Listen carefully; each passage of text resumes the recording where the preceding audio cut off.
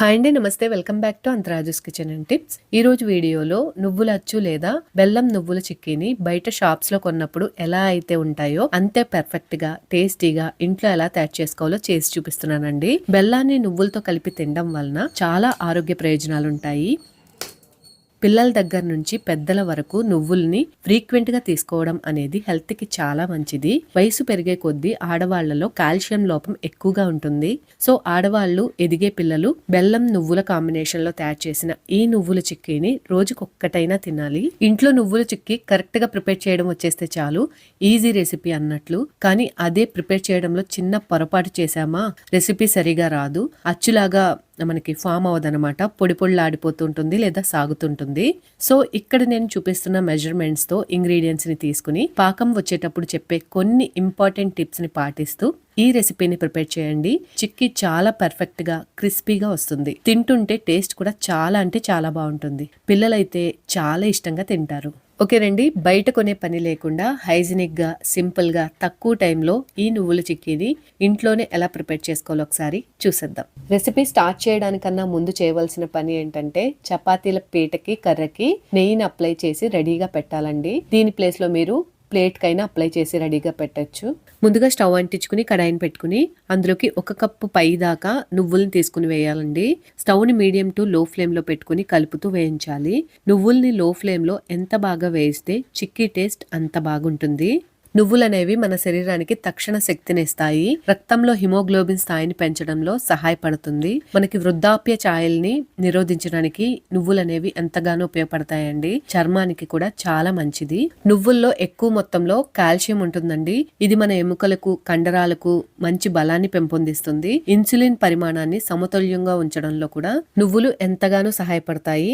So నువ్వులు మాడకుండా దగ్గరే ఉండి కలుపుతూ రంగు మారి చిటపట్లాడే వరకు వేయించాలి.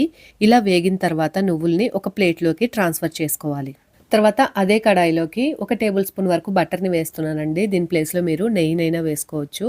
బటర్ కాస్త కరిగిన తర్వాత ఇప్పుడు అందులోకి 1 కప్పు తరిగిన బెల్లాన్ని వేస్తున్నాను. ఇక్కడ నేను 1 కప్పు పై దాకా నువ్వుల్ని తీసుకున్నానండి.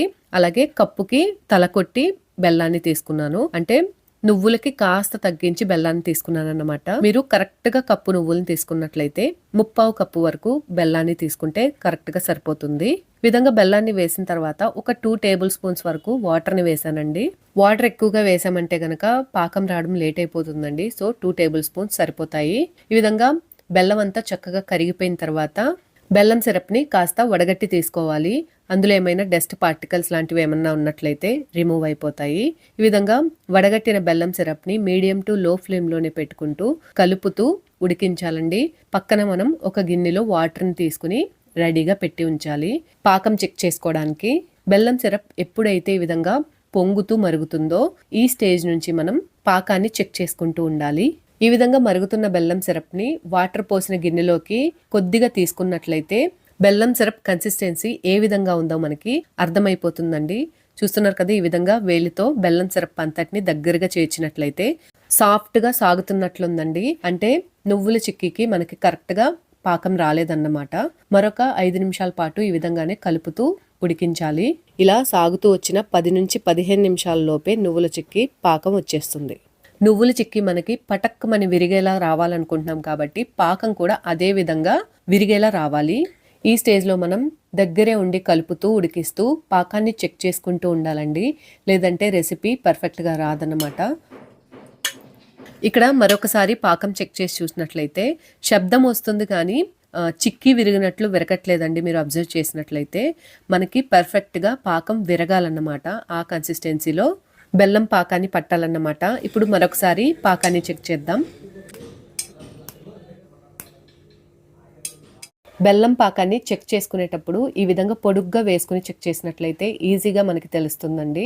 పాకం చాలా తొందరగా చేంజ్ అవుతూ ఉంటుంది కాబట్టి దగ్గరే ఉండి చెక్ చేసుకుంటూ ఉండాలి.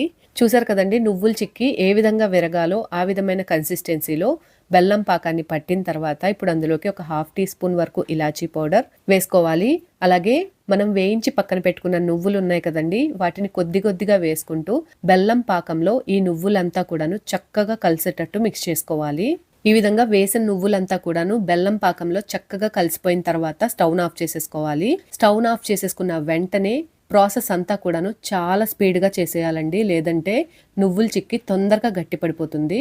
మనం ముందుగా నెయ్యి అప్లై చేసి పక్కన పెట్టుకున్న చపాతీ పీట మీదకి ఈ నువ్వుల మిశ్రమాన్ని వేసి అంతా కూడాను ఈవెన్గా స్ప్రెడ్ అయ్యేటట్లు చపాతీ కర్రతో ఒత్తాలి.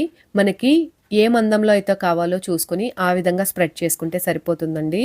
ఈ విధంగా నువ్వుల మిశ్రమాన్ని అంతా స్ప్రెడ్ చేసిన తర్వాత ఏ సైజులో కావాలో ఆ సైజులో ముక్కల్ని కట్ చేసుకోవాలండి. మనం ముందే ఘాట్లు పెట్టుకొని ఉంచినట్లయితే చల్లారిన తర్వాత ఈజీగా ఊడొచ్చేస్తాయి, లేదంటే చల్లారిన తర్వాత గట్టి పడిపోతుంది కాబట్టి మనకి పీసెస్ లాగా కట్ చేసుకోవడానికి కుదరదు. ఈ విధంగా కట్ చేసుకున్న పీసెస్ని ఒక్క 10 నిమిషాల పాటు చల్లారే వరకు పక్కన పెట్టి ఉంచేయండి. పూర్తిగా చల్లారిన తర్వాత నువ్వుల చిక్కీని ప్లేట్లోకి తీసుకుని సర్వ్ చేసుకోవడమే. అంతేనండి, చాలా ఈజీగా రెడీ అయిపోయినాయి కదా నువ్వుల అచ్చులు. వీటిని మనం ఎయిర్ టైట్ కంటైనర్లో స్టోర్ చేసుకుని ఉంచుకున్నట్లయితే 10 రోజుల వరకు ఫ్రెష్గా ఉంటాయి. పిల్లలు పెద్దలు చాలా ఇష్టంగా తింటారు, హెల్త్కి కూడా చాలా మంచిది. మీరు ఒకసారి ఈ రెసిపీని తప్పకుండా ట్రై చేయండి, చాలా పర్ఫెక్ట్గా వస్తుంది. ట్రై చేసి టేస్ట్ చేసి ఎలా వచ్చిందో నాకు కామెంట్స్లో తెలియచేయండి. మీకు ఈ వీడియో కనుక నచ్చినట్లయితే ప్లీజ్ లైక్ చేయండి, మీ ఫ్రెండ్స్ అండ్ ఫ్యామిలీ మెంబర్స్కి షేర్ చేయండి.